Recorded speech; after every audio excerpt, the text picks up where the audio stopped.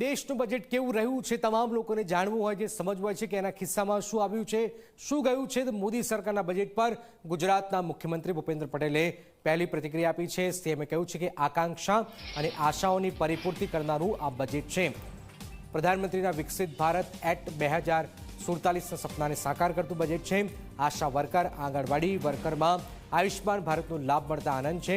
Gift સિટીમાં tax બેનિફિટને લંબાવવાના નિર્ણયને પણ સીએમએ આવકાર્યો છે.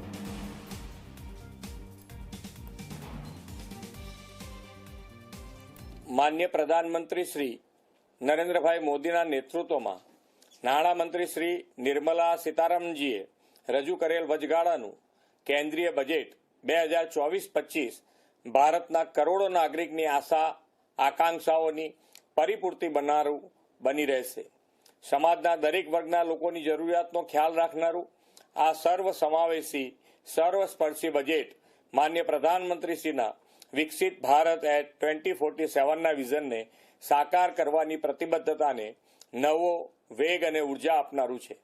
આ બજેટમાં જાહેર કરેલ રૂરલ હાઉસિંગમાં 2 કરોડ નવા ઘરનું નિર્માણ કરવાનો લક્ષ્યાંક આવકારદાયક છે. સોલર રૂફટોપની નવી યોજનાથી 1 કરોડ કુટુંબને આવરી લેવાની યોજનાથી ગુજરાત જેવા રાજ્યને ખૂબ ફાયદો થશે. આશા વર્કર, આંગણવાડી વર્કરને આયુષ્યમાન ભારતની યોજનામાં આવરી લેવાથી આ વર્ગના લોકોમાં ખૂબ જ આનંદની લાગણી જોવા મળે છે. માન્ય પ્રધાનમંત્રીશ્રીના માર્ગદર્શનમાં ભારતમાં વર્લ્ડ ક્લાસ ઇન્ફ્રાસ્ટ્રક્ચર નિર્માણનો નવો યુગ શરૂ થયો છે. ત્યારે આ ક્ષેત્રમાં નાણાકીય ફાળવણી વધારીને 11.11 લાખ કરોડ કરવાથી આંતરમાળખાકીય સુવિધાના નિર્માણમાં તેજી આવશે. ગિફ્ટ સિટીમાં મળતા કેટલાક ટેક્સ બેનિફિટની મુદત લંબાવવા માટેનો નાણામંત્રીના નિર્ણય કરેલ છે તેને હું આવકારું છું.